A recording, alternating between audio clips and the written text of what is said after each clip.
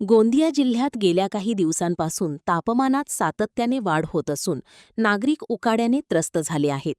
जिल्ह्यातील कमाल तापमान 42°C पोहोचल्याने दैनंदिन जनजीवनावर परिणाम होताना दिसत असून भारतीय हवामान विभागाने दिलेल्या अंदाजानुसार यंदा एल निनोच्या प्रभावामुळे मान्सूनचे आगमन उशिराने होण्याची शक्यता व्यक्त करण्यात आली आहे.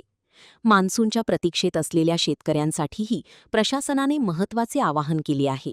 हवामान विभागाच्या अद्ययावत अंदाजांचा तसेच कृषी विभागाच्या मार्गदर्शक सूचनांचा विचार करूनच पेरणीची कामे हाती घ्यावीत, असे सांगण्यात आले आहे.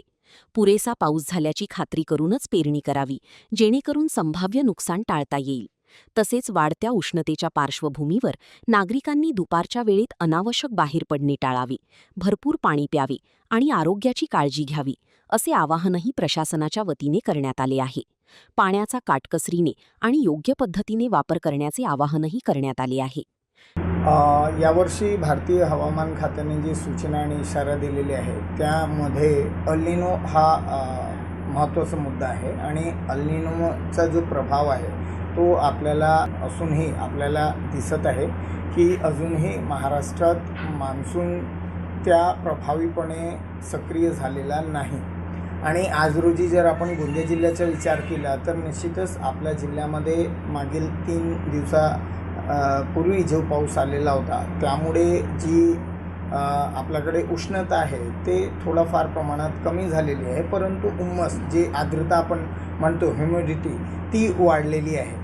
आणि ज्या प्रकारे भारतीय हवामान खात्याने परत सूचना जाहीर केलेली आहे की येत्या काही दिवसांमध्ये हा मान्सून हळूहळू पुढे सक्रिय होणार आहे, तरी पण मला असं वाटतं की गोंदिया जिल्ह्यावासियांना अजूनही किमान पुढचा आठवडा याचा आपल्याला विलंबाने आपल्या जिल्ह्यात मान्सून येणार आहे.